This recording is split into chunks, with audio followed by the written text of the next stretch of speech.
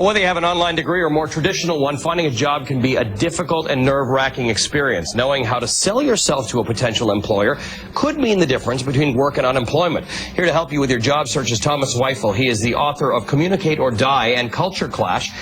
He's also a leadership coach at the Swiss Consulting Group and a professor at Columbia University. Thomas, great to have you on the show. Thank you for being here. Thank you, Ollie, for having me. The tips you have are not just about getting a job. It could be about keeping a job in a tough environment, the things that you need to know. And what you've done is taken your years of experience in developing and coaching and put it into a pyramid that our viewers can look at and make some sense of. And let's take a look at that. The interesting part is that you go from a theoretical approach all the way to a very actionable approach. And I think we're going to bring that up. I'm just not sure. I think we can. Okay, here we go. Okay, can't see that as clearly, but tell me what's on that pyramid.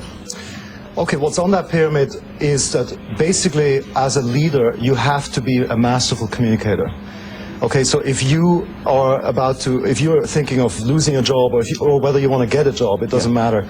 You have to be a top communicator, and you have to basically move up this pyramid, and this pyramid has 4 steps. The first step, and it's not always linear, but the first step is relationship.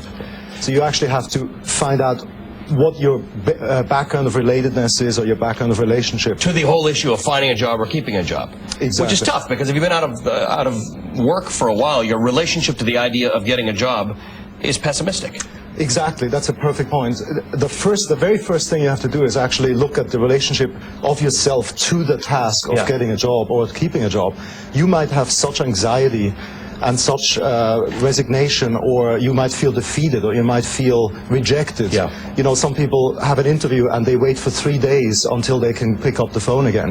So the first thing you have to do is do some real internal work with yourself and see, how could I approach this? What kind of attitude would make me a leader and would make me a winning person?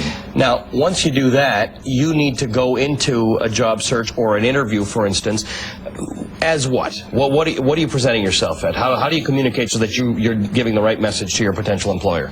Okay, that really talks to the next level of the pyramid, I guess. One thing that you would do is at the vision level, which is the second level, you would ask questions. You would actually ask more questions than give answers. So I would not broadcast. What I would do is I would try to find out, what do they want? Even before I go into the interview, I would do research on the web.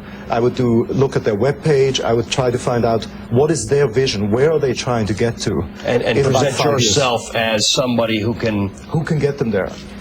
Which takes you to the strategy level. Exactly. The strategy level is basically where you ask questions. This is the third level, where you ask questions like, what's missing in this organization that you need? Or what has been a chronic issue that you've been confronted and it just doesn't go away? Can I be a tool, or can I be helpful in resolving this issue? And we've heard before people saying, present yourself as the problem solver for the problem this company has. Exactly.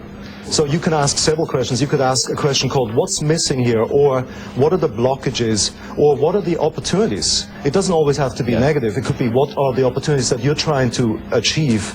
And maybe I can be helpful. Or even without saying this, you show yourself as helpful and caring for that solution. And finally, we've got the action level. All of this is, to some degree, it's action, but what then, where does this all get you to? Okay, again, you have to begin with yourself. That's the essence of the book, is you start with yourself as a leader. What you would do is you would schedule your phone calls, make a whole campaign basically where you schedule every single action. You get a support team around yourself. You ask your friends to help you. You tell everybody, this week my priority is XYZ. I want to get 15 interviews done, or I want to schedule 3 interviews, or whatever the task is this week. And you make it a whole campaign where you schedule yourself very tightly and you keep the actions and keep your word.